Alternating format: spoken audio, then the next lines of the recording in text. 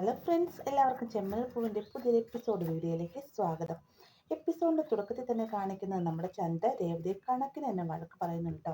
അവസാനം കരഞ്ഞുകൊണ്ട് തന്നെ രേവതി സച്ചിയെ വിളിക്കുകയാണ്. ഈ സമയത്ത് സച്ചി ഫോൺ എടുക്കാൻ കൂട്ടാക്കുന്നില്ല. അവസാനം മഹേഷിൻ്റെ നിർബന്ധപ്രകാരം, അതായത് മഹേഷ് സച്ചിയോടായിട്ട് പറയുന്നുണ്ട്, ഇനി അച്ഛൻ എന്തെങ്കിലും ഒരു ഹോസ്പിറ്റൽ കേസെങ്കിലും എന്തെങ്കിലും ഉണ്ടായിരിക്കും, നീ രേവതിയുടെ കോൾ എടുക്ക് എന്ന് പറയുമ്പോഴത്തേക്കും സച്ചി കോൾ എടുക്കാൻ കേട്ടോ. എന്നിട്ട് കാര്യം എന്താണെന്ന് തിരക്കുന്ന സമയത്ത് രേവതി വീട്ടിലേക്ക് വരാനായിട്ട് പറയുകയാണ്. എൻ്റെ അച്ഛൻ എന്തെങ്കിലും പ്രശ്നമുണ്ടോ എന്ന് സച്ചി ചോദിക്കുന്ന സമയത്ത്, നിങ്ങളോട് വീട്ടിലേക്ക് വരാനല്ലേ പറഞ്ഞത്, നിങ്ങൾ താക്കോൽ എടുത്തുകൊണ്ട് പോയതിന് അനുഭവിക്കുന്നത് ഞാനാണ് എന്നൊക്കെ രേവതി പറയുമ്പോഴത്തേക്കും സച്ചി വേഗം പറയുന്നുണ്ട്, നീ കോള് കട്ട് ചെയ്യും, ഞാൻ ഇപ്പം തന്നെ വരാമെന്നും പറഞ്ഞുകൊണ്ട് മഹേഷിനോടും പറഞ്ഞിട്ട് അവിടെ നിന്ന് സച്ചി പോവാണ് കേട്ടോ. പിന്നീട് വീട്ടിലേക്ക് ചെന്ന് കയറുന്ന സമയത്ത് ചന്ത പൂമുഖവാതിൽ തന്നെ ഉണ്ടാവൂട്ട്. സച്ചി വരുന്നതും കാത്തുകൊണ്ട് തന്നെ താക്കോല് കിട്ടേണ്ടത് ചന്തയുടെ ആവശ്യമാണല്ലോ. അതുകൊണ്ട് തന്നെ സച്ചിക്ക് വേണ്ടി വെയിറ്റ് ചെയ്ത് നിൽക്കുകയാണ് കേട്ടോ ചന്ത. സച്ചി അങ്ങോട്ടേക്ക് വന്ന ഉടനെ തന്നെ രേവതി രേവതി എന്തിനാ നീ എന്നെ വിളിച്ചതെന്ന് പറഞ്ഞുകൊണ്ട് ഒച്ചത്തിൽ വിളിക്കുകയാണ്. രേവതി അങ്ങോട്ട് വന്നതിന് ശേഷം സച്ചിയേട്ട നിങ്ങൾ താക്കോല് കൊടുക്കുകയെന്ന് പറയാം കേട്ടോ. വേഗം തന്നെ സച്ചി പറയുന്നുണ്ട്, നീ എന്തൊക്കെ പറഞ്ഞാലും ഞാൻ താക്കോല് കൊടുക്കില്ല രേവതി എന്ന് പറയുന്നുണ്ട്. ഉടനെ തന്നെ ചന്ദ്ര എന്നിട്ട് പറയുന്നുണ്ട്, നിനക്ക് നാണമില്ലേടാ, അവരൊരു പുതുമോടികളാണ്, അവർ റൂമിൽ നിന്ന് ഇറക്കി വിടാനായിട്ട് നിനക്ക് എങ്ങനെ മനസാക്ഷി ഉണ്ടായി എന്നൊക്കെ ചോദിക്കണം കേട്ടോ. സച്ചി അതിനെല്ലാം തന്നെ നല്ല മറുപടി ചന്ദ്രയ്ക്ക് കൊടുക്കുന്നുണ്ട്. ഈ ഒരു സമയം തന്നെ നമ്മുടെ ശ്രുതിയും അങ്ങോട്ടേക്ക് വരുന്നുണ്ട്. എന്നിട്ട് സച്ചിയോടായിട്ട് ശ്രീകാന്തിനും വർഷയ്ക്കും കൊടുത്തിരുന്ന റൂം പൂട്ടിപ്പോയത് ശരിയായില്ല എന്ന രീതിക്കൊക്കെ സംസാരിക്കുകയാണ് കേട്ടോ. അപ്പം തന്നെ സച്ചി പറയുന്നുണ്ട്, നിനക്കൊക്കെ അത്ര വിഷമമായെങ്കിൽ നിങ്ങളുടെ റൂം അവന് കൊടുക്കാൻ പാടില്ലായിരുന്നോ എന്ന് ചോദിക്കുമ്പോഴത്തേക്കും രണ്ടുപേരും വായടച്ച് മിണ്ടാൻ നിൽക്കുകയാണ്. ഇത് കേൾക്കുന്ന രേവതി ഉടനെ തന്നെ പറയുന്നുണ്ട്, സച്ചിയേട്ടാ ആ റൂമിൻ്റെ താക്കോലിങ്ങാട്ട്, എനിക്ക് റൂമും വേണ്ട ഒന്നും വേണ്ട, എനിക്ക് ഈ വീട്ടിൽ ജീവിച്ചാൽ മതി, എന്നെ സമാധാനത്തോടെ ജീവിക്കാൻ വിട് എന്നൊക്കെ പറഞ്ഞിട്ട് രേവതി കരയാണ്.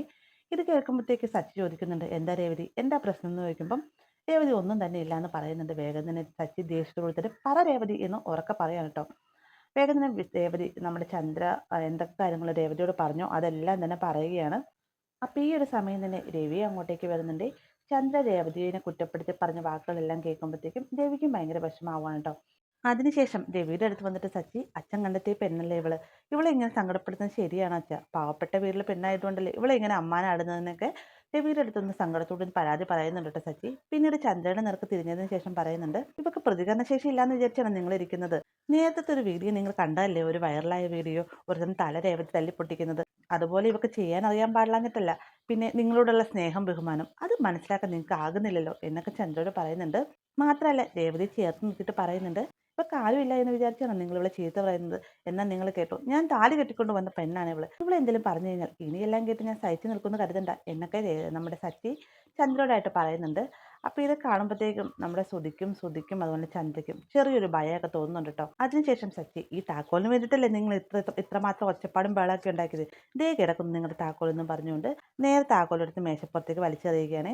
അതിനുശേഷവും നമ്മുടെ രേവതി കരഞ്ഞുകൊണ്ട് നിൽക്കുന്ന കാണുമ്പോഴത്തേക്കും സച്ചി പറയുന്നുണ്ട്, നീ എന്തിനാ കരഞ്ഞുകൊണ്ടിരിക്കുന്നത്, താക്കോല് ഞാൻ കൊടുത്തില്ലേ, പിന്നെന്തിനാ, പിന്നെ പ്രതികരിക്കേണ്ട സമയത്ത് പ്രതികരിക്കുകയില്ല, എന്നിട്ട് ഇരുന്ന് കരഞ്ഞുകൊണ്ടിരിക്കും എന്നൊക്കെ പറഞ്ഞിട്ട് സച്ചി അവിടെ നിന്ന് പോവുകയാണേ. അവരുടെ പുറകെ തന്നെ ശ്രുതിയും പോവുകയാണേ. പിന്നീട് ചന്ദ്രയുടെ നേർക്ക് രവി തിരിഞ്ഞതിന് ശേഷം റൂമിലേക്ക് വരാനായിട്ട് ആവശ്യപ്പെടുകയാണ്. ചന്ദ്രയ്ക്ക് പന്തികേടെല്ലാം തോന്നിയെങ്കിലും പേടിച്ച് തന്നെ നമ്മുടെ രവിയുടെ പുറകെ റൂമിലേക്ക് ചെല്ലുകയാണ് കേട്ടോ. അതിനുശേഷം രേവതിയോട് ഇങ്ങനെ പെരുമാറിയതിൻ്റെ പേരിൽ രവി ചന്ദ്രയെ വഴക്ക് പറയുന്നുണ്ട്. മാത്രമല്ല ചെറിയ ഉപദേശമൊന്നും ചന്ദ്ര കേൾക്കില്ല എന്ന് രവിക്ക് അറിയാം. എന്നിരുന്നാലും രവി പറയുന്നുണ്ട്, 3 മരുമക്കളെയും ഒരുപോലെ കാണണമെന്ന് നിന്നോട് പറഞ്ഞിട്ടില്ലേ, നിന്റെ സ്വഭാവം ഇങ്ങനെയാണെങ്കിൽ ഞാൻ നേരത്തെ പറഞ്ഞ പോലെ 3 മരുമക്കൾ 3 വഴിക്ക് തന്നെ പോകും എന്നൊക്കെ പറയുകയാണ്. എന്നാൽ ഇതൊന്നും കേട്ടിട്ട് ചന്ദ്രയ്ക്ക് വലിയ കൂസലൊന്നും ഉണ്ടാവുന്നില്ല. അതിനുശേഷം രവി പറയുന്നുണ്ട്, ഈ റൂമിൻ്റെ പേരിൽ ഇത്രയും പ്രശ്നങ്ങളെല്ലാം ഉണ്ടായത്, ഇതിന് ഞാനൊരു പരിഹാരം കണ്ടെത്തിയിട്ടുണ്ടെന്ന് പറഞ്ഞിട്ട് ഹാളിലേക്ക് നേരെ വരുവാണ് കേട്ടോ. അവിടെ വന്നതിന് ശേഷം ചന്ദ്രയുടെ ആയിട്ട് മക്കളെ വിളിക്കാനായിട്ട് ആവശ്യപ്പെടുന്നുണ്ട്. ഈ സമയത്ത് ശ്രുതിയെയും ചന്ദ്ര വിളിക്കുകയാണ്. വേഗം തന്നെ രവി പറയുന്നുണ്ട്, ബാക്കിയുള്ളവർ വിളിക്കാത്ത എന്താ എന്ന് ചോദിക്കുമ്പോഴത്തേക്കും രേവതി, സച്ചി എന്നൊരു പുച്ഛഭാവത്തോടു കൂടി തന്നെ നമ്മുടെ ചന്ദ്ര വിളിക്കുകയാണ് കേട്ടോ. എല്ലാവരും വന്നതിന് ശേഷം രവി പറയുന്നുണ്ട്, ഈ ഒരു റൂമിൻ്റെ പേരിൽ ഇത്രയധികം പ്രശ്നങ്ങളുണ്ടായത്, ഇതിന് ഞാനൊരു പരിഹാരം കണ്ടെത്തിയിട്ടുണ്ടെന്ന് പറയുകയാണ്.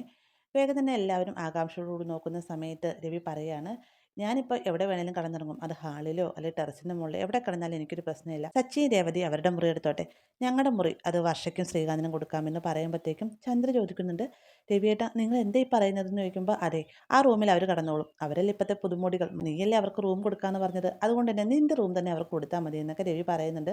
ഇത് കേൾക്കുമ്പോഴത്തേക്ക് സച്ചിയും രേവതിയും പറയുന്നുണ്ട്, അച്ഛ അത് വേണ്ട, ഞങ്ങൾ ടെറസിലോ ഹാളിലോ എവിടെ വേണേലും കടന്നോളാം, അച്ഛന് സുഖമില്ലാത്തതാണ്, നിലത്ത് കിടന്നാൽ ശരിയാവില്ല എന്നൊക്കെ പറയുന്നുണ്ട്. എന്നിരുന്നാൽ രവി ഇതൊന്നും കേൾക്കുന്നില്ല കേട്ടോ. രവി തൻ്റെ ഉറച്ച വാക്കിൽ തന്നെ നിൽക്കുകയാണ്. ആ ഒരു ഭാഗത്തോടെയാണ് ഇന്നത്തെ എപ്പിസോഡ് അവസാനിക്കുന്നത്. വീഡിയോ ഇഷ്ടമായെങ്കിൽ ലൈക്ക് ചെയ്യാനും കൂടെ ചാനൽ സബ്സ്ക്രൈബ് ചെയ്യാനും മറക്കരുത്.